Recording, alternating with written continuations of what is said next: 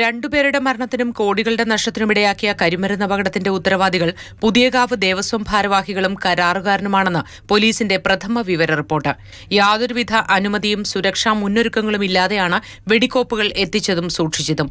Devaswom president Sajeesh Kumar, secretary Rajesh, ഖജാൻജി Sathyan, കരാറുകാരൻ ആദർശ് എന്നിവരെ പ്രതിചേർത്ത് police കേസെടുത്തു.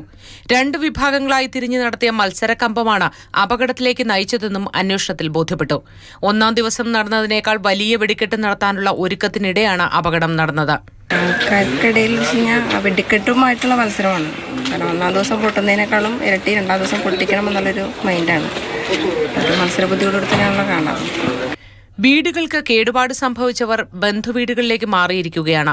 പലരും ആശുപത്രിയിൽ ചികിത്സയിലാണ്. പൊതുപ്രവർത്തകരും സന്നദ്ധ പ്രവർത്തകരും കഴിയുന്ന സഹായങ്ങൾ ചെയ്യുന്നു. എല്ലാം ചിഹ്നിച്ച് അവരെ കിടന്നിട്ട് ഇപ്പം ഞങ്ങളെല്ലാവരും കൂടി വന്ന് ഇത് ശരിയാക്കിക്കൊണ്ടിരിക്കുന്നു. വീടുകൾ നമ്മൾ പറയാൻ പറ്റില്ല, നമുക്ക് അതുപോലെ അത്രയും മോശമായി. നമുക്ക് ഇനി എങ്ങനെ അവർ ഇതിൽ താമസിക്കും എന്നുള്ളൊരു നമുക്ക് തന്നെ ടെൻഷൻ ഇതിൽ ചെയ്യുമ്പോഴത്തേക്കും. വീടിന്റെ ഉറപ്പും ബലവും പരിശോധിക്കാതെ ഇനി ഇവിടങ്ങളിൽ താമസിക്കാൻ കഴിയാത്ത സ്ഥിതിയാണ്. ഞങ്ങൾ മാത്രമേ ഉള്ളൂ ശേഷിക്കുന്നത്. ഞാൻ എൻ്റെ ഭർത്താവ് മാത്രമേ ഇപ്പോൾ ഇവിടെ ശേഷിക്കുന്നതായിട്ടുള്ളൂ. ഓഫ് ചെയ്യാതെ ഞങ്ങൾക്ക് ഇതിനകത്ത് എന്തൊക്കെ ചെയ്താലും ഇതിനകത്ത് കയറി കിടക്കാൻ പറ്റില്ല. മഴ വീണാൽ മുഴുവൻ ഞങ്ങളുടെ അകത്തായിരിക്കും. സ്ഫോടനത്തിന്റെ നടുക്കത്തിലാണ് ഇപ്പോഴും തൃപ്പൂണിത്തുറ. ഞെട്ടൽ മാറിയിട്ടില്ല. ഒറ്റപ്പൊട്ട് അത് രണ്ടു മൂന്നെണ്ണം അവിടെ ഇവിടെയൊക്കെ തെറിച്ചും പോയി. പക്ഷേ ഈ രണ്ടു മൂന്ന് പേര് മതിലടക്കം തെറിച്ചത് ഇവിടെ ഒന്ന് കുഴപ്പമുണ്ടായിരുന്നു.